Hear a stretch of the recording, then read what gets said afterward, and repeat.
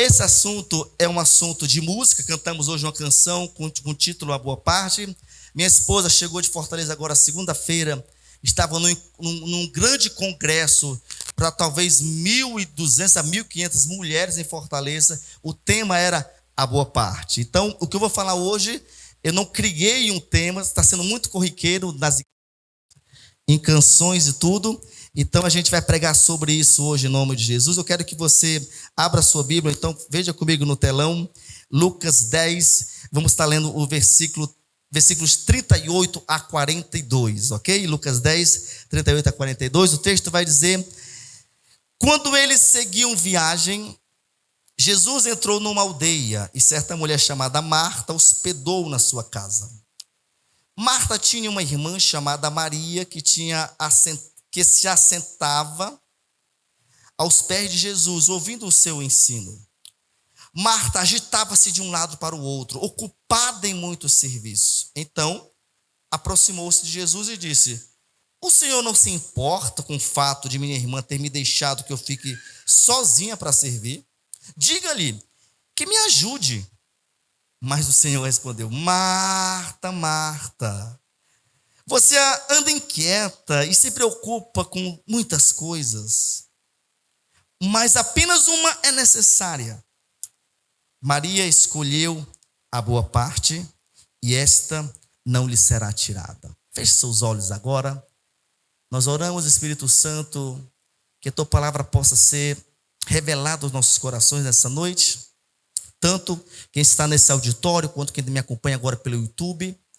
E que o Senhor possa trazer revelação, Pai. E que possamos entender que nós precisamos sempre escolher a boa parte em nome de Jesus. Meus irmãos, a história de Marta e Maria nos ensina sobre a importância das prioridades certas na vida. Qual é a prioridade? É estarmos aos pés de Jesus, é conhecermos a sua palavra, é não estarmos antenados com as distrações do mundo, não estarmos talvez muito envolvidos, sufocados com os afazeres do mundo. Para você entender um pouquinho, essa aqui é a história de duas irmãs biológicas, e tinha um irmão que você conhece a história chamado Lázaro. Quem conhece a história de Lázaro aqui? Se você for para João capítulo 11, você vai ver que Jesus ressuscitou aquele homem, 4 dias morto, Jesus ressuscitou. Então, era um trio aqui de irmãos, né? Lázaro, Marta e Maria. Mas a história de Lucas vai narrar um episódio singular dessas duas irmãs. E Marta representa aquelas pessoas que fazem muito pela obra. E isso é muito importante porque ela se representa aquelas pessoas que estão na linha de frente, aqueles que são pau para toda a obra. O que você pedir para fazer, eis-me aqui. Faço tudo, estou à disposição de manhã, de tarde, de noite. Isso é importante. Mas olha só, geralmente esse tipo de pessoas, como Marta, são extremamente zelosas e perfeccionistas. Isso é bom. É bom ser zeloso.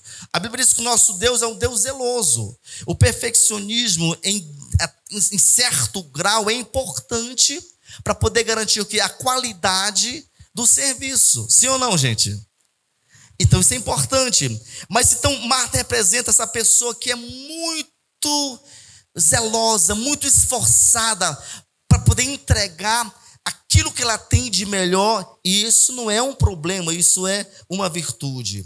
Agora, Marta também representa pessoas que, por serem tão esforçadas, quando elas veem pessoas ao seu lado que não são como elas, essas pessoas ficam incomodadas. Puxa, por que o fulano de tal... A gente vai, por exemplo, almoçar em família, a pessoa pensa: por que meu cunhado nunca levanta a bunda do sofá para pedir uma coca? Sempre tem que pedir. Eu tenho que arrumar a casa, eu tenho que fazer aquilo. Quer dizer, então, os Martas de hoje são pessoas que ativos. E se ficam incomodados quando existem algumas pessoas um pouco mais lentas, talvez um pouco mais desaceleradas, como é o caso, possivelmente, aqui de Maria. Então, olha só, aos olhos do mundo, essa Maria, talvez pode se representar alguém preguiçosa. Mas isso não é o contexto bíblico. O contexto bíblico fala de uma mulher A Bíblia não salienta em hipótese alguma que ela era preguiçosa, só fala que quando Jesus estava lá, ela falou o seguinte: olha, eu vou ficar aos pés do mestre, eu vou ficar ouvindo o meu mestre. Então, chegar à conclusão que Maria era preguiçosa, isso é um problema muito sério teológico, porque a Bíblia é silenciosa. Onde existe silêncio, eu não posso afirmar coisas. Que está comigo aqui? Amém? Mas vamos entender algo interessante também, que nós precisamos ter um relacionamento com Deus, gente, a ponto de deixar qualquer outro serviço em segundo plano.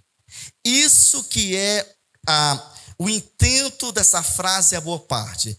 Eu amo tanto a Jesus que em alguns momentos eu vou realmente deixar algumas coisas seculares de lado, porque eu vou precisar buscar a presença de Deus. Observe que a recepção na casa de Marta, não foi feito somente para Jesus.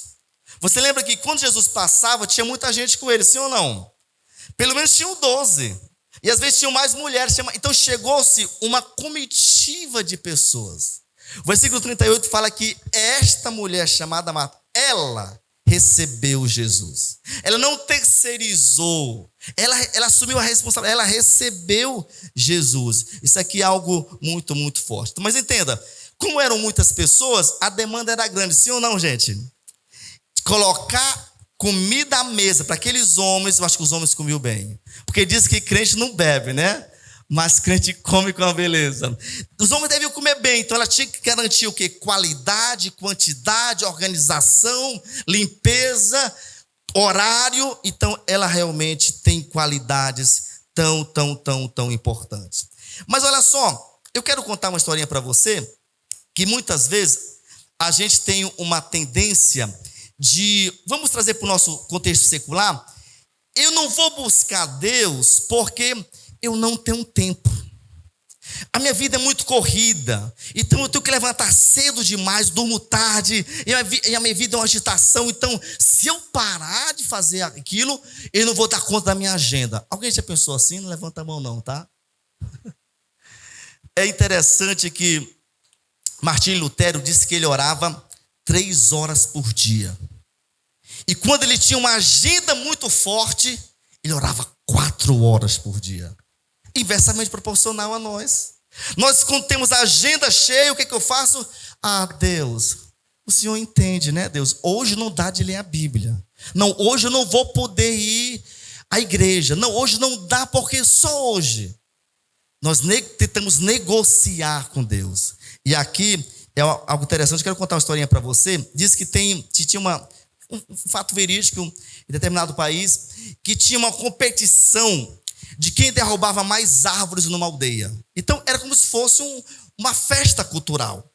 E lá naquela aldeia, sempre um senhor, desde novinho, hoje já era um velho, mas desde novinho ele sempre foi o campeão. Como era a competição? Uma vez por ano, de 8 da manhã às 5 da tarde, os competidores competiam entre si quem derrubava mais árvores. No final da tarde, iam contabilizar 1, 2, 3. E aí, aquele senhor já era o campeão de muitos anos, já era idoso, e surgiu um garotão jovem.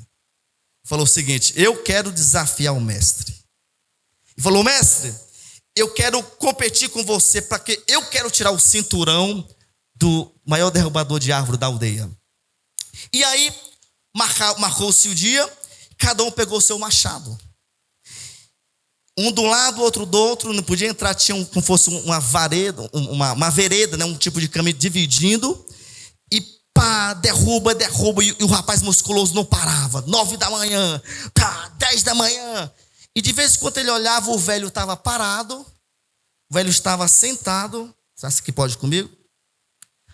Amolando o machado dele, jogava água, esmeril, olhava, levantava, derrubava mais algumas árvores, e o rapaz, pá, o velho sentava, vou sentar para cá agora, para poder ficar de frente com isso aqui, sentava, colocava água no esmeril, amolava, olhava, e assim foi-se até o final da tarde. E o jovem: não vou parar que eu vou ganhar. Final da tarde, o que aconteceu? Foram fazer a contabilidade. E aí, para surpresa de todos, inclusive do jovem musculoso novo, o velho mais uma vez garantiu que foi o campeão daquela competição. Aí o jovem, na sua jovialidade, ele estava inquieto, talvez furioso, e ele fala o seguinte: vem cá, senhor, por que você ganhou? Porque eu não parei nenhuma vez, eu sou mais forte, eu fui direto, eu só vi você parado, olhando para o esmeril, amolando seu machado. Aí ele falou o seguinte: meu jovem, esse é o segredo. Não é o tempo que eu gasto derrubando, é como o tempo que eu invisto amolando o meu machado. Quem está comigo aqui, diga amém, Jesus. Entenda comigo, muitas vezes nós temos a tendência do jovem de não parar. Eu não paro porque se eu parar eu não dou conta. Aquela dona de casa com filho pequeno, com funcionários, com empregados, com tanta coisa, com esposo, como é que eu dou conta se eu parar? E aí nós entendemos que uma mulher também ocupada como Maria, ela entendeu que tinha que parar para buscar o mestre. Deixa eu ver com você aqui agora um perfil de Marta. Isso aqui é muito legal porque Marta, ela tem um temperamento inquieto. Marta, ela tem uma personalidade um pouco agitada. Então todas as vezes que a gente vê a história de Marta na Bíblia, ela aparece fazendo alguma coisa, ela aparece servindo a mesa, em alguma ação, ou então discutindo. Sempre é uma mulher que possivelmente dorme muito tarde e possivelmente acorda muito cedo. Esse é o perfil de Marta. Mas no versículo 41 nós lemos que o Senhor não se importa com o fato de minha irmã ter me deixado que eu fique sozinha para servir. Isso aqui é ela, Marta, indagando a Jesus, pouco triste, chateada. Mestre, por favor, abra os olhos, olha o que acontece, eu estou sozinha, pelo amor de Deus, tanto homem para comer, só eu, mestre. O senhor não se importa com isso? Então a gente vê uma mulher agitada, ocupada demais. Versículo 40, Marta agitava-se, a Bíblia vai dizer, de um lado para o outro. Diga assim, agitada, diga assim, ocupada, em muitos serviços. Irmãos, essa menina tinha o espírito inquieto, sua mente estava aflita, suas mãos estavam rendidas a um trabalho apressado. Pensou que ela lavava a louça rápida, jogava rápida, o fogão está ligado, cadê lenha? Era uma mulher agitada, uma mulher agoniada. E aí, isso aqui é interessante porque servir a Cristo tornou-se para muita gente um substitutivo à intimidade com Cristo. Muita gente está preocupada na igreja em fazer algo para Deus. Eu vou fazer trabalho missionário, eu posso lavar carro, eu posso pintar a casa dos irmãos, eu posso fazer qualquer coisa. Isso é bom sim ou não, gente? Isso é importante sim ou não? Isso é importante, só que não pode ser um fator substitutivo. Não pode ser um fator primário. Não pode ser aquilo que rege a minha vida. Essa Marta, ela colocou o trabalho para Cristo no lugar de comunhão com Cristo. Então, para ela o trabalho era mais importante do que deleitar-se na presença de Deus. Quero que você vá pensando se talvez qual é o seu perfil hoje. Você tem sido hoje mais Marta ou mais Maria? Então, ela substituiu Cristo pelo serviço de Cristo. Isso aqui é algo muito, muito perigoso, porque, veja no telão comigo, a parte mais importante da vida cristã é a que só Deus vê. Irmãos, isso é muito forte. Tem coisas que eu faço que minha esposa nem sabe, vocês nem sabem, mas Deus sabe. Tem coisas que vocês fazem que o esposo, a esposa nem sabe, mas Deus sabe que você é devoto a Ele. Deus sabe que você, talvez 3 da manhã, está todo mundo dormindo e você está falando: Jesus, eu te amo. Me ensina a te amar. Me ensina a ser apaixonado por ti. Me ensina a te obedecer. Então, aquilo que nós fazemos para Cristo, quando ninguém vê, talvez é muito mais importante do aquilo que é visível. Então, a agitação dos muitos serviços deixou certamente essa mulher, Marta, irritada, desassossegada. Por quê? Porque ela queria dar o melhor. Ela queria entregar para Jesus o melhor. Ela queria garantir todas as demandas feitas. Isso é bom, isso é louvável. Mas Jesus vai ensinar algo interessante, que estar aos pés de Jesus para ouvi-lo é a boa parte. Diga assim, estar aos pés de Jesus para ouvi-lo é a melhor parte. Veja no telão que o ativismo cotidiano é um grande inimigo da nossa devoção com Deus. Acordar cedo, agenda pesada, levar filho na escola, trânsito, cliente tal hora, banco, reunião, igreja, life, que agitação, que tanta coisa. Isso é uma problemática para muita gente deixar de ter comunhão com Deus. E Marta sentia-se com ansiedade interior e agitação exterior. Uma inquietude interna que trouxe para fora uma agitação. Ao censurar Marta, meus irmãos, Jesus chama pelo nome. Isso aqui é muito legal, porque esse confronto foi pessoal, foi personalizado, foi direto. E isso aqui é muito legal porque ele fala o seguinte: Marta, Marta. Ele olha para ela e dá uma mensagem. Jesus, em alguns momentos, fez isso. Por exemplo, ele chega para Saulo no capítulo 9 de Atos, quando Saulo está indo para Damasco para poder prender os irmãos. Ele cai do cavalo e Jesus fala: Saulo, Saulo. Em alguns momentos Deus confronta as pessoas chamando-os pelo nome, personalizando a informação, dizendo: ei, eu quero falar contigo diretamente aqui. Quem sabe ele está falando hoje com alguns de nós aqui, pessoal, só ele e você sabe disso, em nome de Jesus. Agora, isso aqui é muito legal porque Jesus confrontou ela com amor. Veja comigo no telão, Apocalipse 3,19, o texto vai dizer que eu repreendo e disciplino aqueles que amo. Portanto, seja zeloso e arrependa-se. Jesus repreendeu Marta, é porque ele o amava. É porque ele queria que ela se deleitasse em comunhão com ele. Então toda a repreensão que nós temos na palavra de Deus, não é que Deus quer me condenar, quer me mandar para o inferno, que ele tem raiva de mim. Não, o confronto é para quê? Me colocar no trilho e me levar para uma dimensão espiritual maior. Amém, queridos? Então isso aqui é muito legal, porque Jesus não disse que nós não devemos ser zelosos, mas ele nos ensinou a buscá-lo em primeiro lugar.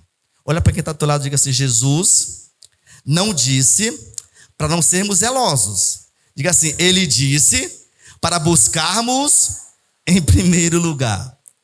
Então, o que Marta negligenciou, gente, foi o que era necessário. Era a presença, a intimidade, o relacionamento com Cristo. Eu quero falar com vocês agora de pelo menos 5 qualidades de Marta. Então, para mim, Marta foi uma mulher excelente. E nós não podemos nunca olhar para esse texto lucano e dizer o seguinte: uma é errada e outra é certa. Ambas têm suas virtudes, que a gente vai estar vendo no final, que o X da questão é um equilíbrio disso, tendo o espiritual como primazia e as coisas da vida como plano secundário para a gente se equilibrar. Veja primeiro aí, a primeira qualidade dessa mulher: hospitaleira. Irmãos, você vê que no versículo 38 que a Bíblia diz que ela recebeu em sua casa. Tinha, com certeza, o texto deixa aberto isso. Tinha talvez a casa de Lázaro, tinha a casa de Maria e tinha a casa de Marta. Ou se eles morassem juntos, pelo menos o autor preferiu dizer que a casa era de Marta. Então, possivelmente tinha umas casas, mas então a casa era a própria casa de Marta. Deixa eu falar algo para você, que quando você recebe um life group em sua casa, você está recebendo o que, gente? Jesus. Amém?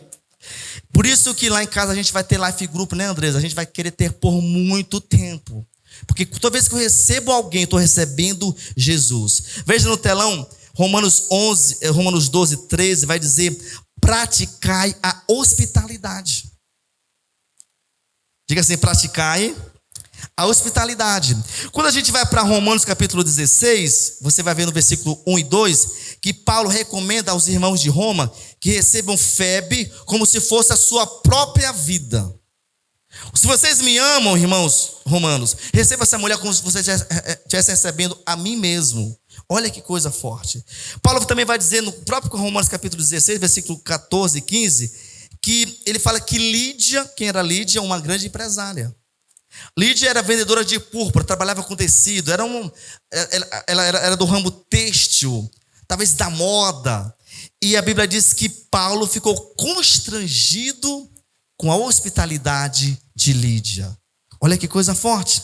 Veja comigo no telão, Hebreus 13:2 diz que não se esqueça da hospitalidade, pois alguns, praticando-a sem o saber, acolheram quem? Diga assim, anjos. Isso aqui é uma história, está reprisando Gênesis 18, a história de Abraão. Quando eu recebo pessoas na minha casa, eu estou sendo muito hospitaleiro. Isso é uma qualidade que Marta tinha, essa qualidade. Veja comigo 1 Pedro 4:9. Sejam mutuamente hospitaleiros sem murmuração. Diga assim, hospitaleiro sem murmuração. Não pode ter life em casa e dizer, ai, que coisa chata, toda quarta-feira, eu não aguento isso. Não pode ser assim. Se for para ser assim, nem leve. Quando receber, tem que receber amém, Jesus. Quando estou lá em casa, eu que arrumo as cadeiras geralmente. Eu tiro as cadeiras, eu limpo elas, eu digo, o que sentar aqui vai estar abençoado, aleluia. Vou ouvir a palavra hoje, vai estar animado, amém? O Rafael sempre está animado lá, né, Rafael? Então, olha só. Então, isso a gente tem que receber com alegria. Veja comigo, não vai estar no telão, eu vou estar lendo para os irmãos aqui agora, Mateus capítulo 10, versículos 40 a 42, eu vou estar lendo aqui na NTLH, que é a nova tradução na linguagem de hoje. O texto vai dizer o seguinte: quem recebe vocês, estou em Mateus 10, 40, está recebendo a mim. E quem me recebe, está recebendo aquele que me enviou. Quem recebeu um profeta, porque este é profeta, terá por parte da recompensa dele. E quem recebeu uma pessoa boa, por ela ser boa, terá uma parte da recompensa dela. Eu afirmo a vocês que isto é verdade. Quem apenas por ser meu seguidor, der, ainda que seja um copo de água fria, ao menor dos meus seguidores, certamente receberá a sua recompensa. Diga assim, quando eu recebo pessoas, eu sou o quê? Diga assim, recompensado. Então, Marta era uma menina, uma mulher extremamente hospitaleira. Segundo, era uma mulher generosa. Porque pensa comigo, como é que ela recebe Jesus e uma comitiva de homens famintos? Ninguém sabe, o texto nem fala quantos dias ficaram lá. E se ficaram uma semana? E se ficaram 3 dias? O texto está silencioso, a Bíblia em muitos momentos está silenciosa. A gente não sabe. Mas eram muitas pessoas, então ela teve que ser generosa para poder dar comida para essa gente. Talvez matar os carneiros, matar os porcos, matar as galinhas, convidar as vizinhas para poder cozinhar, para arrumar a casa toda, para garantir água, garantir os quartos, a varanda, a rede na varanda, as escápulas lá, a rede para todo mundo, lençol para todo mundo. Isso é ser generoso ou não, gente? Parece que Marta é nordestina, né? Na rua de rede, né? Estamos contemporaneizando aqui o nosso contexto. Mas ela foi o quê? Uma mulher generosa. Então isso é uma qualidade que nós temos que baixar a cabeça para Marta e dizer, Marta, eu respeito a sua qualidade. Uma outra qualidade dessa mulher, gente, trabalhadora. Não é fácil. Recebeu muita gente, inquieta, trabalha, mexe. E aqui tem um ponto interessante. Quando eu vou para Provérbios 6:6, o texto diz, vai ter com a formiga, ó preguiçoso. Ele continua, vê o seu caminho e ser sábio. O que o texto está dizendo? Olha, preguiçoso, aqui não tem ninguém não, graças a Deus.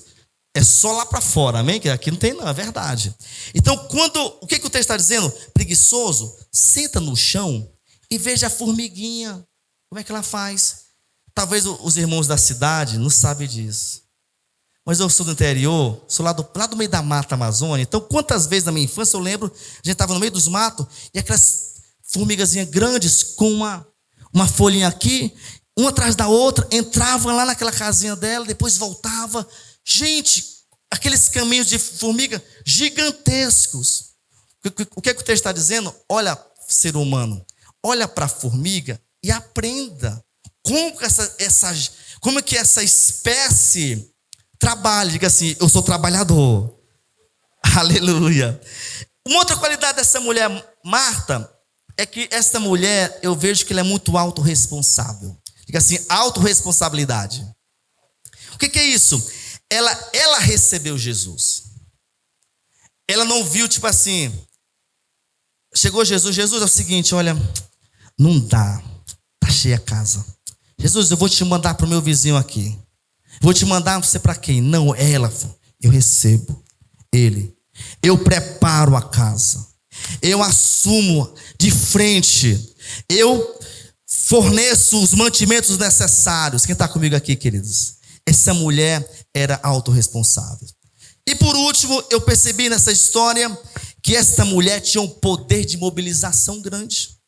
Aqui para quem é líder, para quem é empresário, para quem é gestor, para quem é profissional liberal, é preciso aprender a mobilizar a gente, sim ou não? Sim ou não? Então, o que ela faz? Ela começa a trabalhar e ela começa a ficar estafada e ela fala assim, chega para Jesus. Jesus, possivelmente, ela já tinha chegado talvez com Maria. O texto é silencioso. O texto, Lucas não narrou isso, mas talvez ela pode ter chegado com Maria antes. Maria, bora lá, Maria, me ajuda. Maria continuou talvez lá. Ela falou o seguinte, eu vou agora com o mestre, para o mestre poder falar com essa mulher. Então ela chega até Jesus para poder o quê? Mobilizar. Tudo bem que Jesus ensinou para ela, olha, Marta, existem prioridades, mas eu não posso jogar uma qualificação dessa mulher de mobilização, de conversar com as pessoas, de envolver pessoas. Amém, queridos? Amém ou não? Então isso é algo muito, muito importante. Vamos estar vendo aqui agora, rapidamente, o perfil de Maria. Então, quando eu vejo a história de Maria, ela aparece na Bíblia por 3 vezes.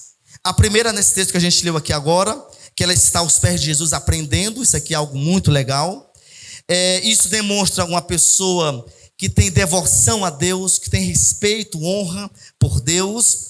E isso aqui é muito legal porque, diferente dos outros, talvez dos outros líderes espirituais contemporâneos de Jesus, Jesus valorizou muito as mulheres. Jesus, quando morreu, ele apareceu primeiro para quem? Maria.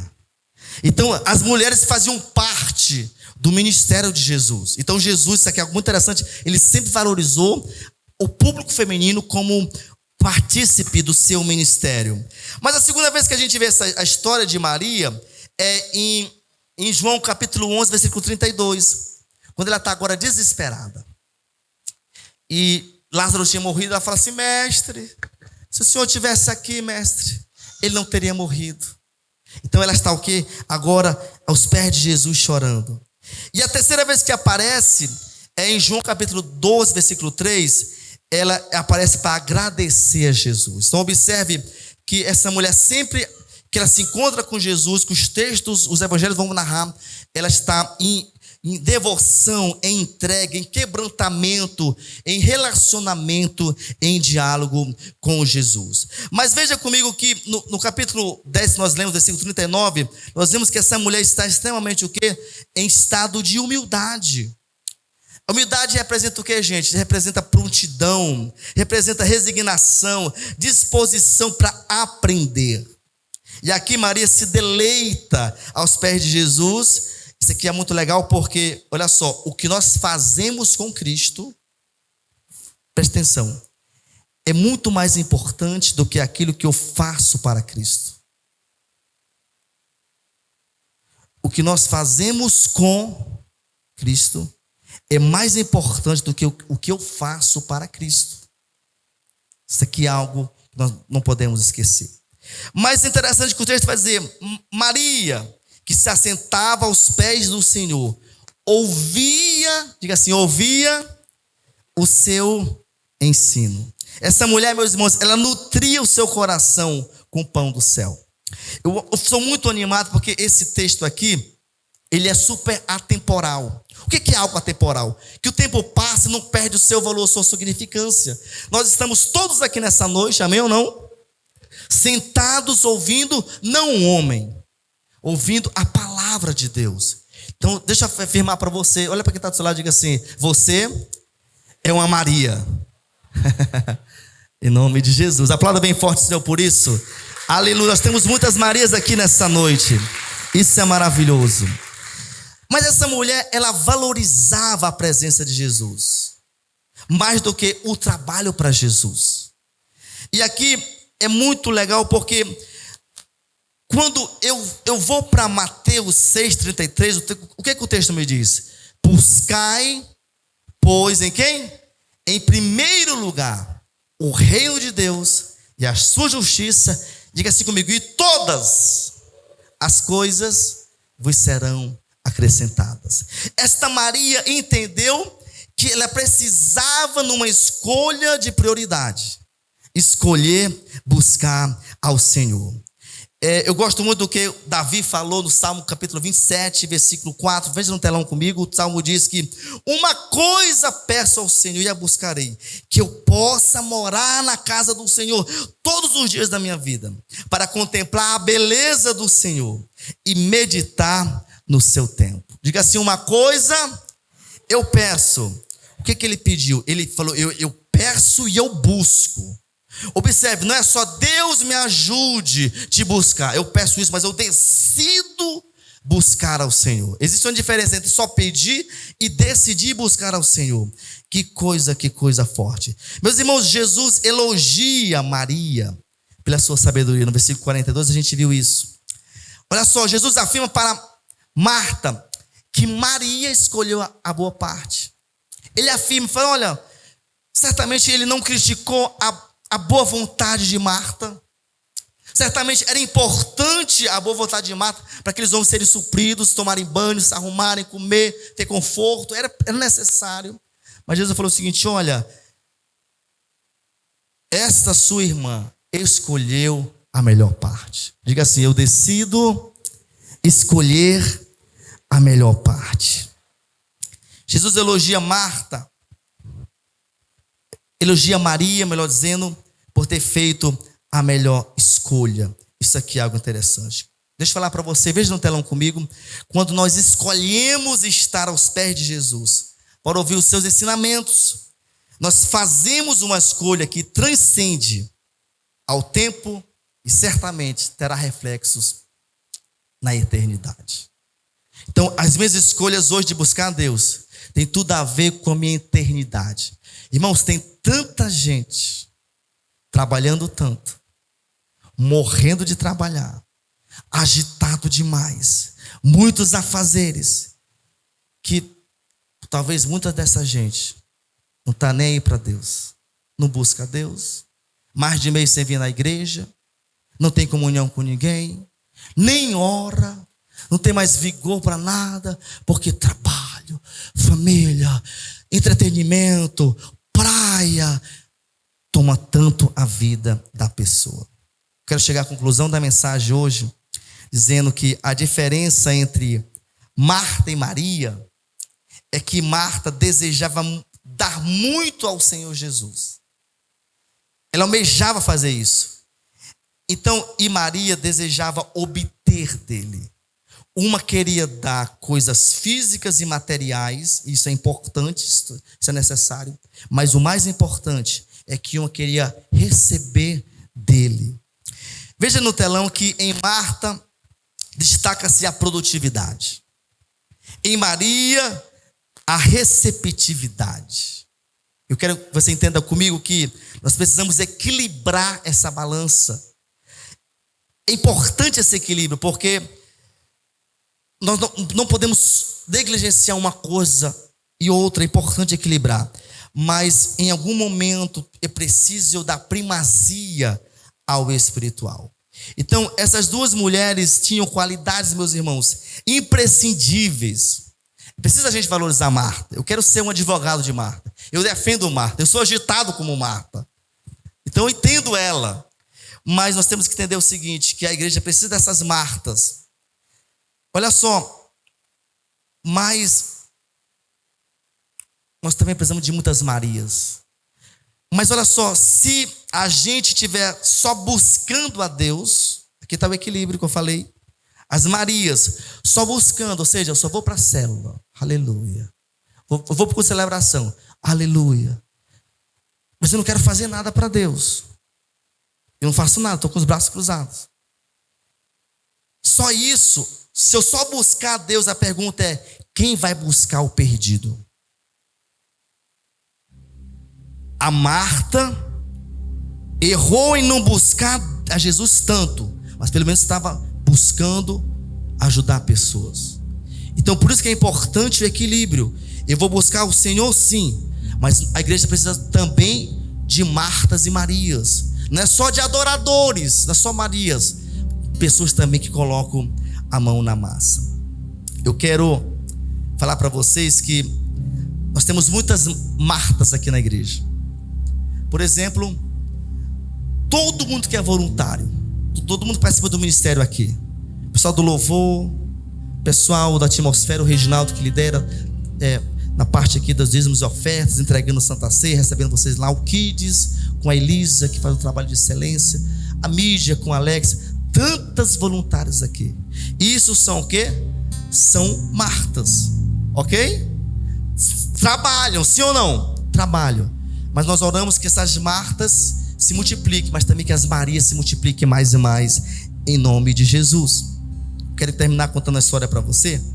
Essa historinha intitulada como o preocupador profissional. Diga assim: preocupador profissional. E você observa que Marta, que a gente estudou hoje, era uma mulher o quê? Agitada, preocupada, ansiosa. Essa historinha fala, eu vou falar um nome fictício de duas mulheres chamadas também Marta e Maria, não da Bíblia, mas Marta e Maria do nosso dia a dia. E a história diz que essas duas mulheres se reuniram, estavam tomando um café, estavam batendo um papo como que o país delas estava tão complicado economicamente, como que estava o cenário político tão ruim, tão difícil. E aí a Maria falou para Marta, ela disse: Marta, tá tão feia a coisa aqui nesse país que a minha casa, eu tô quebrada financeiramente, a minha casa tá até já hipotecada, talvez qualquer hora vai chegar aqui o banco para tomar.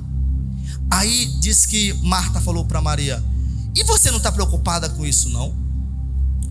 Falou: eu não. Mas menina, como é que você não está preocupada? Vão tomar a tua casa.